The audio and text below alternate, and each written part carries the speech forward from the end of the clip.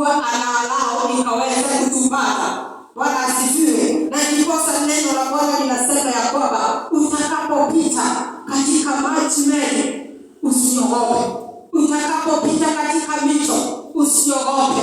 Ni kwa sababu mimi Mungu nitakuwa pamoja na wewe. Kwa hivyo ni vizuri ukaweza kuandaa moyo wako.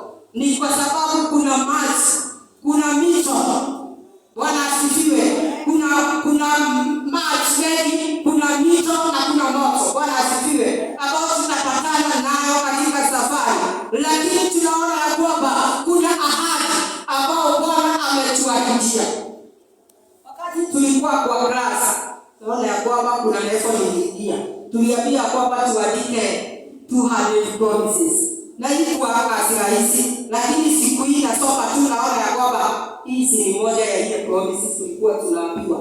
Hapa tunaona ya kwamba kuna hii ahadi ambayo Bwana ameahidi hawa wana wa Israeli, ama siku ya leo anatuahidi ya kwamba tutakapopitia katika maji mengi tusiogope, ni kwa sababu Bwana ako pamoja na sisi.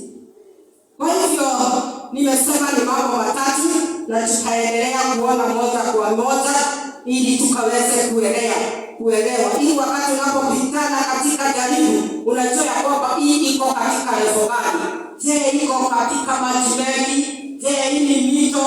Je, hii ni moto? Bwana asifiwe. Na tukielewa hivyo, tunapoingia katika maombi kuitisha hizi ahadi ambao Bwana ametuahidi, ya kwamba unapopitia katika hiyo jaribu unamkumbusha Bwana ya kwamba ulisema ya kwamba hautaniacha. Ulisema ya kwamba nisiogope, ni kwa sababu utakuwa pamoja na mimi. Kwa hivyo utajua ni ombi gani ambao utaomba, na hakika Mungu wetu ni mwaminifu, yeye hutimiza ahadi zake. Kwa hivyo kuna umaana sana wapendwa wa kujua ahadi za Bwana, wa kujua neno la Bwana. Ni kwa sababu utakapopatana na majaribu utasimamisha ombi lako. Bwana asifiwe.